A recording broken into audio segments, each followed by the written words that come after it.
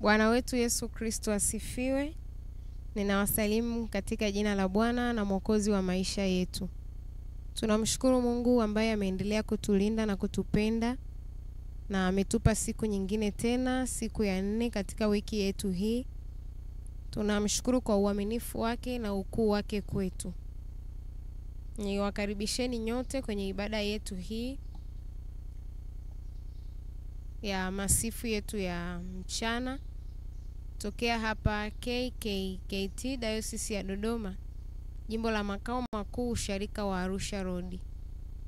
Karibuni nyote na mnaotutazama kwa njia ya mtandao kwenye channel yetu ya YouTube ya KKKT Arusha Road TV, na tuianze ibada yetu katika jina la Mungu Baba na la Mwana na la Roho Mtakatifu.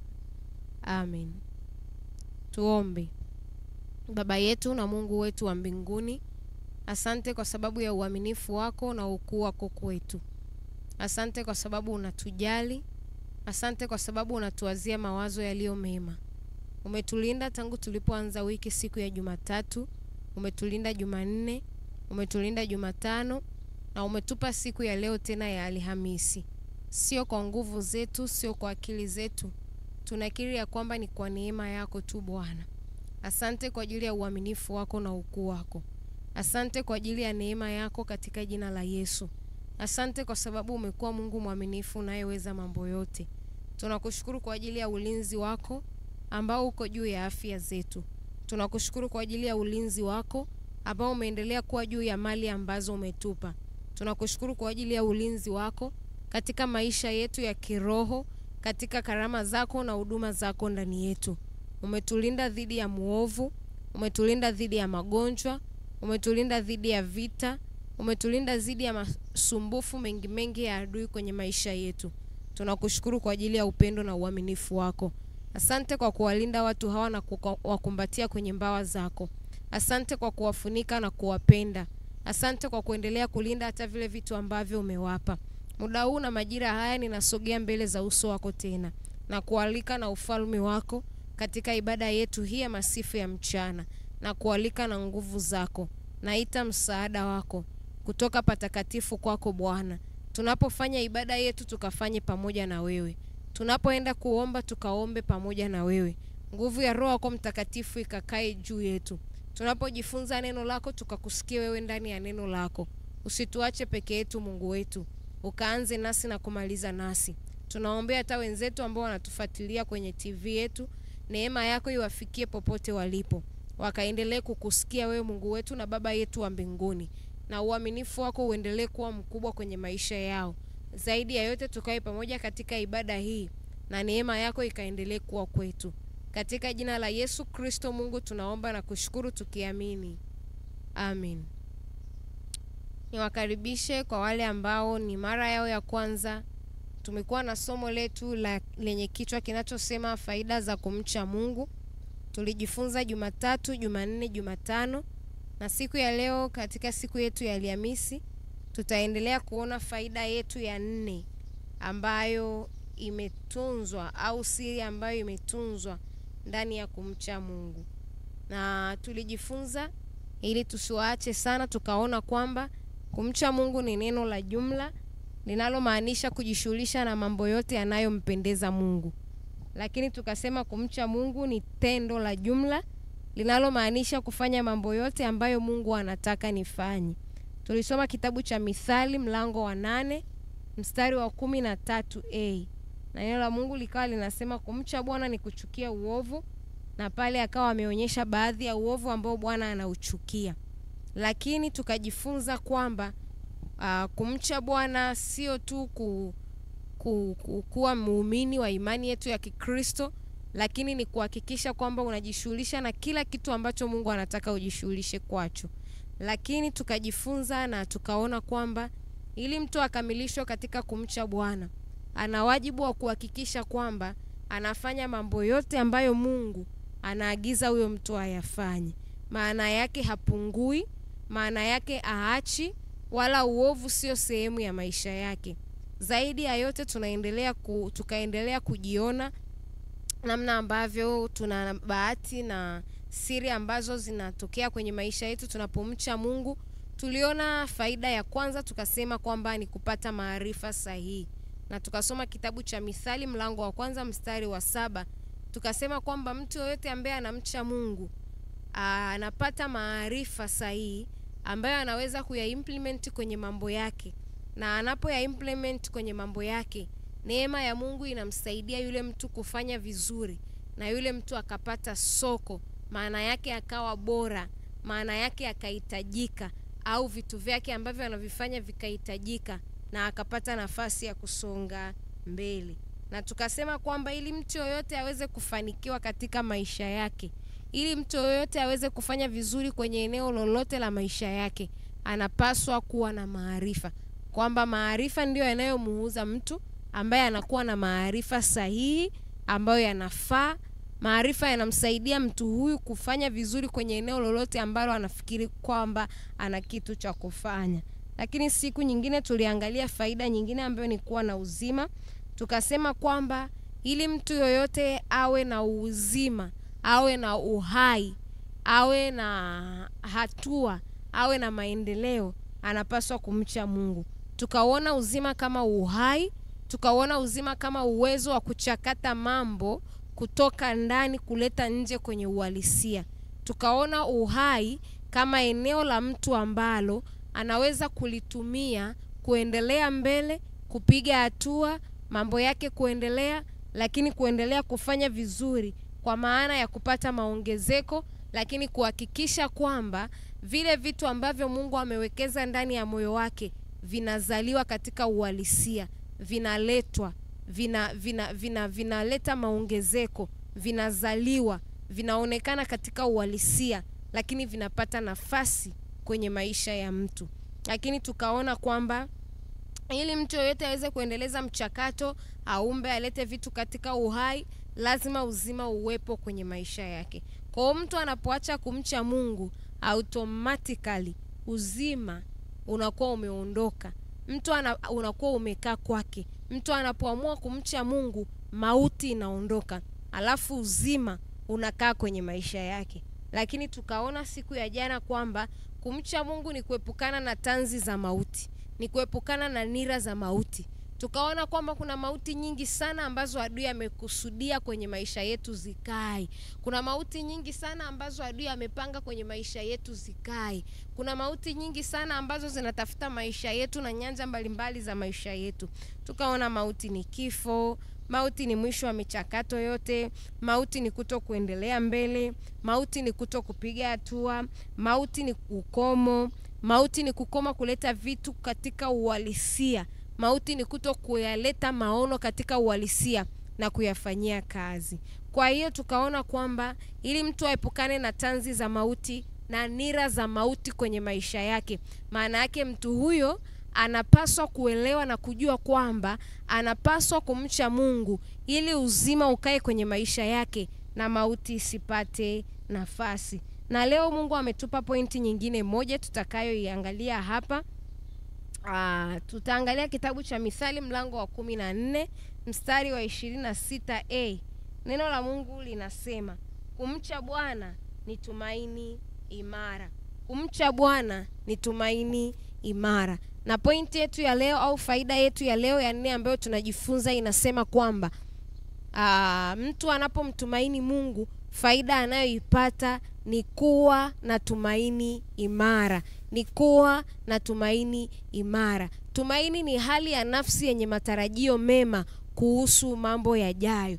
Tumaini ni hali ya nafsi yenye matarajio mema kuhusu mambo yajayo. Mtu mwenye tumaini ni mtu ambaye anatarajia mambo katika njia chanya. Mtu mwenye matumaini ni mtu ambaye hata mahali mauti imekaa bado matarajio yake uzima upo. Mtu mwenye tumaini imara ni mtu ambaye hata mahali ambapo ugonjwa upo anatumaini ya kwamba anaweza kupata. Mtu mwenye tumaini ni mtu ambaye hata anapokosa kitu bado anakuwa na matumaini juu ya bidii yake katika utendaji, ya kwamba ataenda na kutafuta na kupata tena. Mtu mwenye matumaini ni mtu ambaye hata anapoona uharibifu umeingia, anaamini katika nguvu yake ya kurudi kutengeneza na kufanya tena, ili mauti isikae na uzima uweze kurudi mahali ambapo uharibifu ulikuwa umeingia.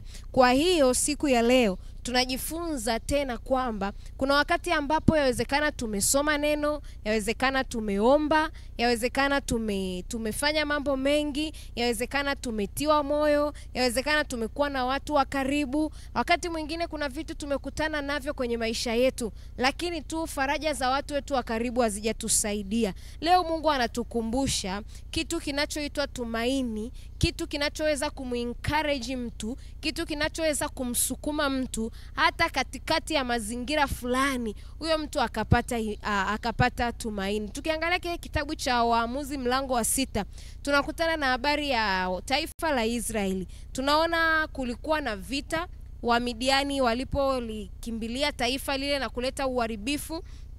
Tunaona waliingia kwenye nchi, wakaharibu mashamba, wakaharibu mifugo, Waisraeli wakakosa sehemu ya kukaa. Biblia inatuambia kwamba Waisraeli wakaenda milimani, wakachimba mashimo, wakakaa ndani yake. Lakini Biblia inatuambia kwamba wakazitafuta ngome, wakaenda kwenye mapango, wakakaa ndani yake, kwa sababu Wamidiani walikuja kwenye nchi yao ili kuiharibu. Biblia inatuambia kwamba wale watu walipokuwa wameharibu kila kitu, wakaja pamoja na wanyama wao. Biblia inatuambia kwa mfano wa nzige na wasiwe na hesabu. Uharibifu ukawa umeingia kwenye nchi na watu wakawa hawana amani, wamekimbia kwa sababu ya vita inayoendelea. Lakini alikuwepo mtu mmoja anaitwa Gideoni. Na Gideoni tunamuona Biblia inatuambia alikuwa chini ya mwaloni akipepeta ngano. Gideoni anaona vita inaendelea, uharibifu unaendelea kwenye nchi,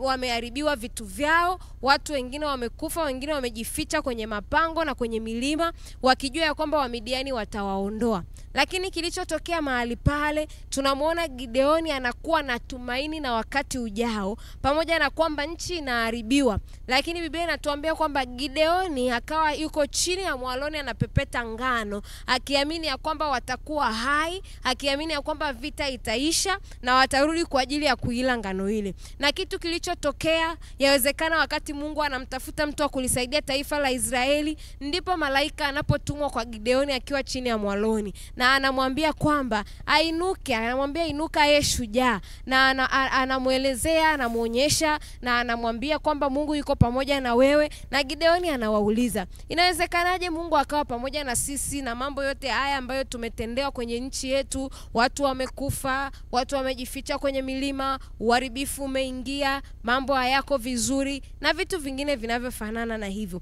Na kitu kinachotokea kitu kinachotokea, tunamuona malaika anamwambia kwamba pamoja na hayo yote mnayoona kwamba yawezekana mmetendewa, lakini Mungu yuko pamoja na wewe, na akamtaka Gideoni kwenda kuliokoa taifa la Israeli. Na ndipo malaika anamwambia kwamba Bwana anamwambia enenda kwa uwezo wako huu, na Mungu anamhakikishia kwamba atakuwa pamoja na yeye. Anamwambia si mimi niliyekutuma, na vitu vingine vinavyofanana na hivyo. Na tunamuona mtu mmoja ambaye alikuwa chini ya mwaloni akipepeta ngano. Mungu anamwamini katika kipindi ambacho taifa linateseka, wakati ambapo taifa liko kwenye vita, na anamwambia aenende kwa uwezo wa imani kidogo ambayo inaweza kumsaidia akatoka katikati ya vita ambavyo vilikuwa vimejaa au vimezunguka ulimwengu. Nini nachotaka tujifunze kwenye habari hii ya taifa la Israeli na tunayemuona Gideoni katika ile eneo ni kwamba kuna wakati ambapo mtu anaweza kupita kwenye maisha,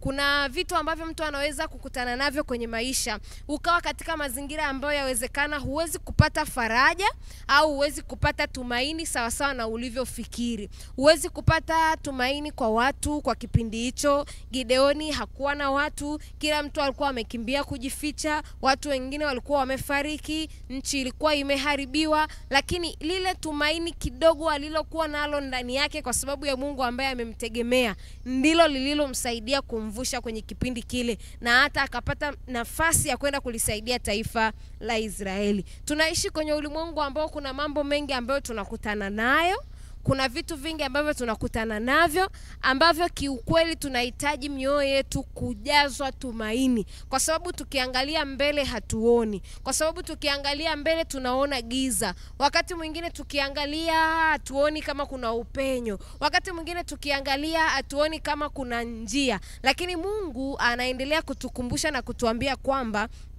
iko njia nyingine ambayo anatuelekeza hapa na kuendelea kutukumbusha na kuendelea kutuambia kwamba mtu anayemcha Bwana, mtu anayejishughulisha na mambo yote ambayo Mungu anataka ajishughulishe nayo, mtu anayejishughulisha na vitu ambavyo Mungu anamwagiza kujishughulisha navyo, maana yake mtu huyu anajitengenezea mazingira ya kuwa na tumaini imara. Mtu huyu anajitengenezea mazingira ya kwamba hata katikati ya maji mengi hayatamgarikisha, kwa sababu ndani yake amelibeba tumaini. Na tumaini hili linaondoka pale ambapo mtu anaweza kushindwa kutengeneza, kushindwa kuimarisha, kushindwa kuhakikisha kwamba anafanya vizuri katika kujishughulisha na vile vitu ambavyo Mungu anataka ajishughulishe navyo. Anashindwa kufanya vizuri katika kujishughulisha au kufanya yale mambo ambayo Mungu anataka ayafanye. Na Mungu anaendelea kutuangalia, anaendelea kutuona, anaendelea kujua, anaendelea kuona namna ambavyo tunapunguza mahusiano yetu na yeye.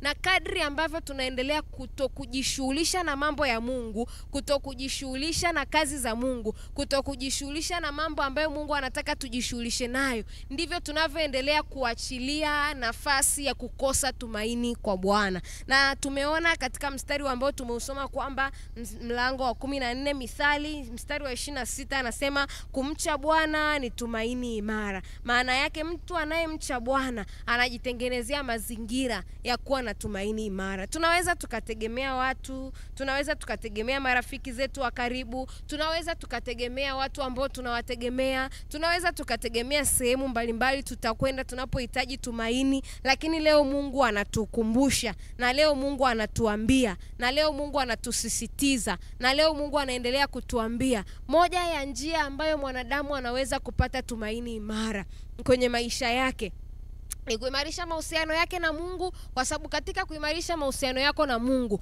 huko ndiko unakojipatia neema na nafasi ambayo inaweza kukusaidia wewe kupata tumaini imara kwenye njia zako. Na Mungu anaendelea kutuambia, yawezekana kuna sehemu ambayo unapita unahitaji faraja, kuna muda umeenda kwa watu ukawaambia mambo yako wakakusema vibaya, wakakuchukulia kawaida, wakakuchukulia kwa mazoea, au ukawaeleza wasikuelewe kilichoko ndani ya moyo wako. Na katika mazingira hayo mtu anayeweza kumuelewa mtu katika mazingira yote ni Mungu peke yake, na ndiye anayepaswa kuwa tumaini letu imara, kwa sababu Mungu akituimarisha sisi katika mazingira mbalimbali ambayo tunakutana nayo, imani yetu ni kwamba tutaimarika na tutaweza kufikia malengo na hatutaishia njiani na tutaendelea mbele hata katikati ya vitu ambavyo tunakutana navyo. Kwa hiyo leo tunakumbushana kwamba ili nafsi ya mtu iwe na matarajio mema kuhusu mambo yajayo, moja ya kitu ambacho kinaweza kujaza nafsi ya mtu matarajio mema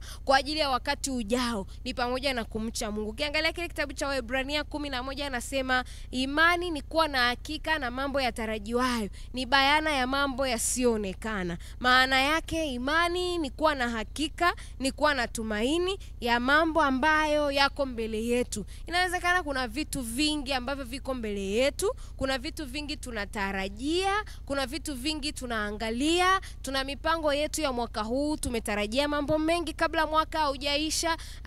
Yako mambo yanayoweza kutukatisha tamaa na kutuambia ya kwamba bado hatujafikia lengo na kutuambia ya kwamba hatuwezi kufanya vizuri. Lakini kitu kinachoweza kunisaidia mimi na kitu kinachoweza kukusaidia wewe ni pamoja na sisi kuhakikisha kwamba tunamcha Mungu, ili tunapomcha Mungu, neema ya Mungu ambayo ni tumaini lake thabiti ndilo linaloweza kukaa ndani ya mtu, na mtu akaongeza hatua, akaongeza nguvu, akaongeza bidii na akafikia malengo yake. Kwa leo tunakumbushana tena, mtu amchaye Bwana anaweza kuwa na tumaini imara.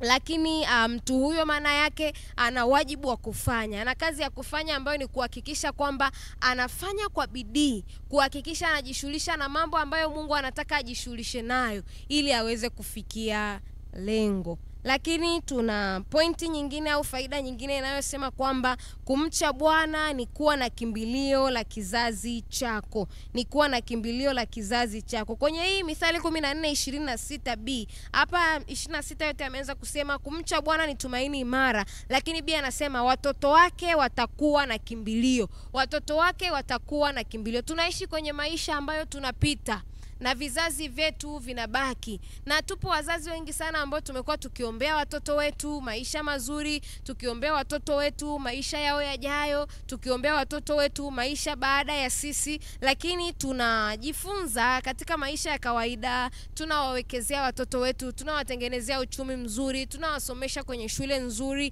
tunawatengenezea mazingira ya kuishi vizuri kwa ajili ya majira yajayo. Lakini moja ya kitu cha kumtengenezea mwanao kimbilio imara la kumsaidia au kizazi chako kimbilio imara ambalo linaweza kusaidia kizazi chako ni pamoja na kumcha Bwana. Kimbilio ni hifadhi, kimbilio ni makazi, kimbilio ni mapokezi, kimbilio ni ulinzi, kimbilio ni mahali pazuri pa kukimbilia. Ndio maana ukisoma Zaburi ya 46 anasema Mungu kwetu sisi ni kimbilio na nguvu, msaada utakaoonekana tele wakati wa mateso. Maana yake Mungu alijua kwamba kuna wakati wa mateso na kuna wakati ambao tutahitaji kimbilio, na Mungu anaendelea kutukumbusha hatutakimbilia kwa watu wetu wa karibu, hatutakimbilia kwenye mali ambazo tunazo, hatutakimbilia kwa watu ambao tunao, hatutakimbilia kwa vitu ambavyo tunavyo, lakini kimbilio letu na nguvu na msaada unaoweza kuonekana tele wakati wa mateso ni Mungu mwenyewe.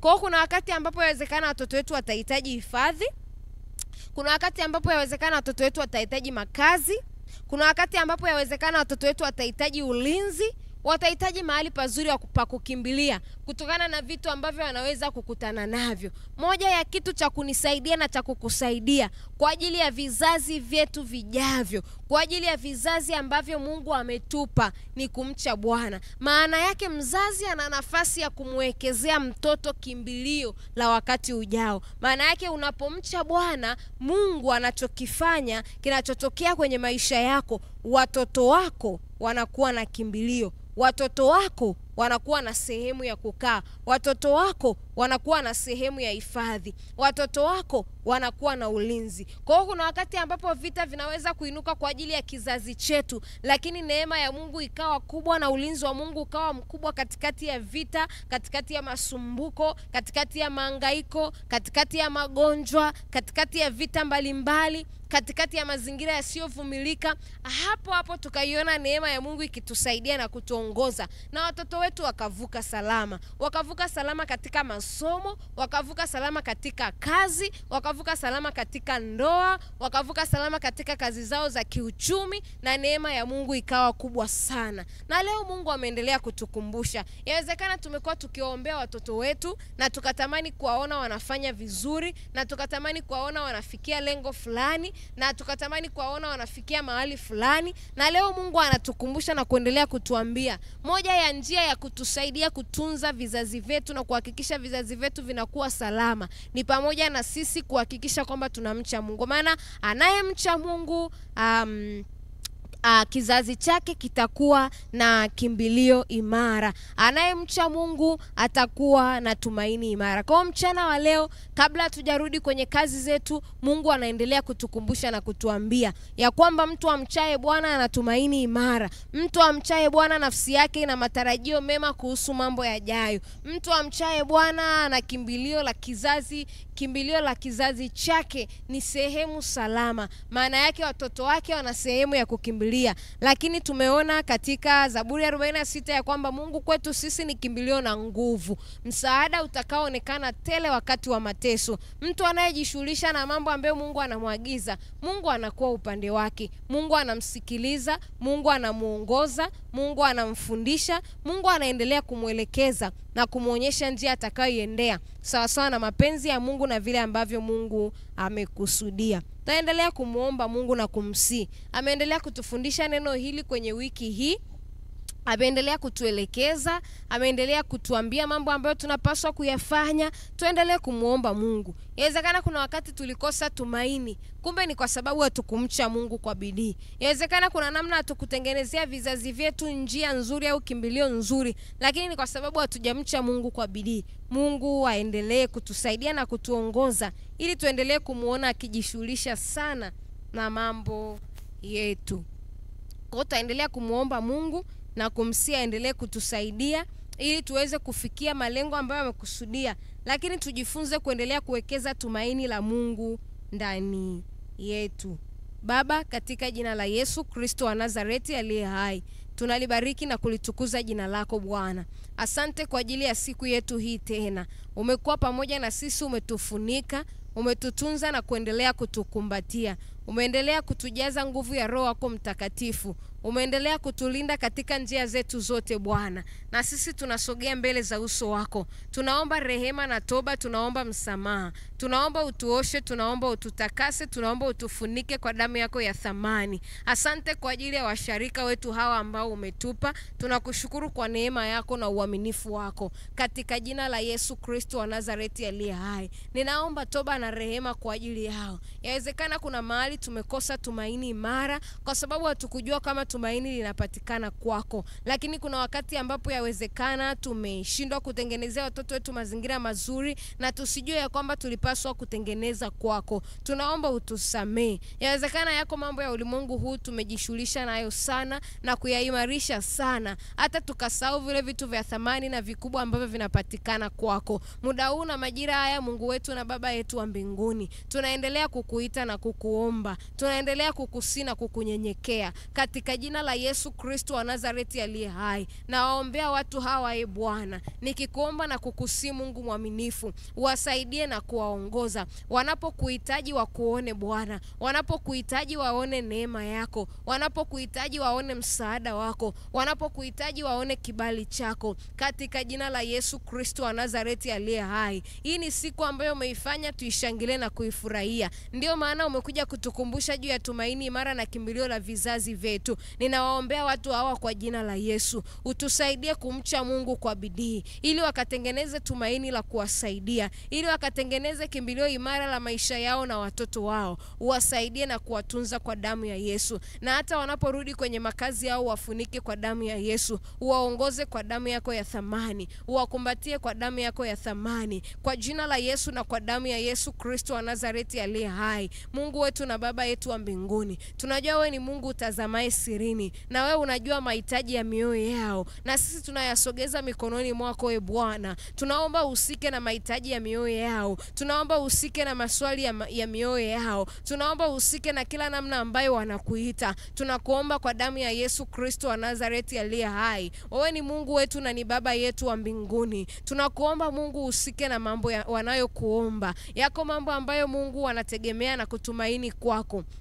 Usiwaache wala kuwapungukia Bwana. Ukutane na mahitaji yao ukiwatunza na kuwalinda, ukiwakinga na nguvu zote za yule adui yule mwovu. Neema yako ikiwakumbatia mbawani mwako, falme wako ukiketi kwao katika jina la Yesu. Baraka yako ikiendelea kuketi kwao katika jina la Yesu. Na wanaporudi kwenye biashara zao na kwenye makazi yao sasa, na popote walipo wanapotutazama kwa njia ya mtandao, waendelee kuona ukiwalinda na kuwafunika. Baraka zako ziendelee kuwajaza. Uwatunze sawa na mapenzi yako Mungu wetu na Baba yetu wa mbinguni. Asiwepo hata mmoja wetu atakayepatwa na mabaya. Neema yako ikatulinde na kutufunika mbawani mwako, katika jina la Yesu Kristo wa Nazareti aliye hai. Pokea utukufu na heshima, maana we ni Mungu. Uendelee kutusaidia tukujue wewe, tukupende wewe Bwana. Tuendelee kuwekeza imani yetu kwako, tuendelee kuwekeza matumaini yetu kwako, tuendelee kuwekeza vitu vyetu kwako, ili tuendelee kuwa salama. Wako watu wanaumwa, wako watu ni wagonjwa kweli kweli, wamelala hospitalini, yawezekana wanatusikiliza, au wengine wamelala majumbani kwao. Tunakuomba Mungu wetu na Baba yetu wa mbinguni, wewe ambaye ulimfufua Dorkasi, uhusike na hata watu hao ambao ni wagonjwa kupitiliza kiasi ambacho wanakuita na kukuomba uwaponye. Usiwaache hata mmoja, uwatunze na kuwakumbatia mbawani mwako, uwafunike kwa damu yako ya thamani, katika jina la Yesu Kristo wa Nazareti aliye hai. Tunasogea mbele za uso wako e Bwana, tunawaombea kwa damu yako ya thamani, waendelee kuona mkono wako wa baraka, katika jina la Yesu Kristo. Mungu, tunaomba na kushukuru tukiamini wewe ni mwema na utaendelea kuwafunika na kuwajaza neema yako. Amen. Baba yetu uliye mbinguni, jina lako litukuzwe. Ufalme wako uje. Mapenzi yako yatimizwe hapa duniani kama huko mbinguni. Utupe leo riziki yetu, utusamee makosa yetu kama nasi tunavyowasamea waliotukosea. Usitutie majaribuni, lakini utuokoe kutoka uovu. Kwa kuwa ufalme ni wako, na nguvu na utukufu sasa na hata milele. Amen. Neema ya Bwana wetu Yesu Kristo na upendo wa Mungu Baba na ushirika wa Roho Mtakatifu ukae nasi sote sasa na hata milele. Amen. Na Mungu wangu atawajazeni kila mnachokihitaji kwa kadiri ya utajiri wake katika Kristo Yesu Bwana wetu. Na Mungu akubariki na kukulinda. Mungu akuangazie nuru za uso wake na kukufadhili. Na Mungu akuinulia uso wake na kukupa amani. Katika jina la Mungu Baba na la Mwana na la Roho Mtakatifu. Amen. Tunakushukuru kwa kuwa pamoja na sisi kwenye ibada yetu ya siku ya leo. Asante kwa kuendelea kutufuatilia kwenye YouTube channel yetu ya KKKT Arusha Road. Tunaendelea kukumbusha kumtolea Mungu sadaka yako katika namba zinazopita hapo kwenye screen yetu, na Mungu aendelee kuipokea sadaka yako na kuikubali, ikawe dhabihu iliyo hai ya kumpendeza Mungu machoni pake, ikaujenge ufalme wa Mungu, lakini ikajenge sana maisha ya kwako. Tunawatakia baraka za Mungu katika mchana huu wa leo. Mungu aendelee kuwatunza na kuwafunika, mkamalize siku yenu salama.